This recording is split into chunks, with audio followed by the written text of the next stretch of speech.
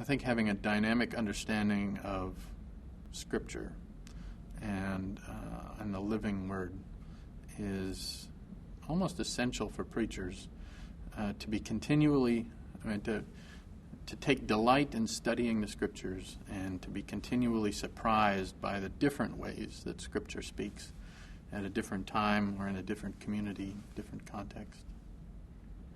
I think if pastors who are lectionary pastors who have preached through the cycle 2 or 3 times and have a practice of keeping what they've done and look back, see that they preach texts differently, 3 years from now than they did 3 years ago. And so, I think the lectionary ought to serve the church. The church doesn't serve the lectionary.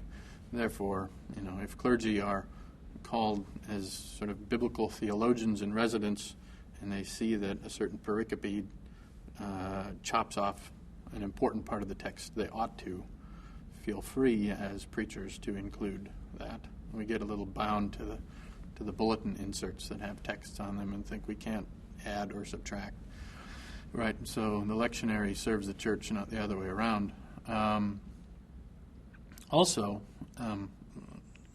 think one thing that we, as those who teach preaching, can do is encourage people to preach the full complement of texts in the lectionary. That is, focus in on Old Testament or Hebrew Bible texts, epistle texts, the Psalms, and force themselves, really, in a real way, force themselves to wrestle with the Old Testament texts, say, for a year or for a season, and so that the congregation hears that the Word is not limited to the 4 Gospels, but the Word is Scripture as a whole.